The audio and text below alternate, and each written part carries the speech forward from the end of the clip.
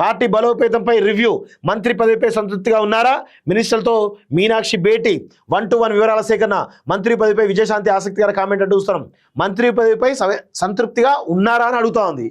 అసలు విషయం ఏంటంటే ఈ మంత్రుల పైన ప్రజలు సంతృప్తిగా ఉన్నారా అని ఒక రివ్యూ చేస్తే బాగుంటుంది. మీనాక్షి నటరాజన్ వాళ్ళు సంతృప్తి ఎందుకుంటారు? ఉన్న సకల సౌకర్యాలతోటి లగ్జరీస్ తోటి వాళ్ళు బతుకుతున్నారు. కాన్వాయ్ ఉంటుంది, ప్రోటోకాల్ ఉంటుంది, అన్ని రకాల అవకాశాలు ఉంటాయి, అన్ని డబ్బులు సంపాదిస్తారు, అన్ని సంపాదిస్తారు. అంటే సంతృప్తిగా సంపాదిస్తున్నారా, సంపాదించట్లేదు అడిగినట్టుంది తప్ప సంతృప్తిగా ఉన్నారా లేదా అడిగినట్టయితే లేదు నాకైతే. ఎందుకంటే మంత్రుల పరిస్థితి అయితే చాలా స్పష్టంగా కనబడతా ఉంది. అందరు ఎవరికి వారు ఎట్లా దోచుకోవాలి ఏంటి. కేసీఆర్ 1,00,000 కోట్లు దోచుకున్నాడు కదా, కేటీఆర్ 1,00,000 కోట్లు దోచుకున్నాడు కదా, మనం కనీసం 10,000 కోట్లన్నా దోచుకోవాలి.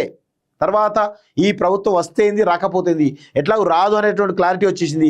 మనం ఇప్పుడు ఏం చేయాలి, ఒక 10,000 కోట్లు దోచుకోవాలి, ఎట్లా ఏంది అనేది చాలా స్పష్టంగా ఒక్కొక్క మంత్రి ఆ విధంగా ప్రయత్నం చేస్తుంటే చాలా స్పష్టంగా అర్థమవుతా ఉంది. అందులో ఎవరు కూడా అతిథులు కాదనేది తెలుస్తూ ఉంది.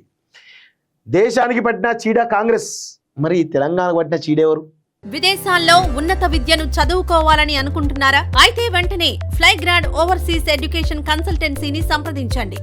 మీ విదేశీ కలలను సాకారం చేసుకోండి. ఫ్లైగ్రాడ్.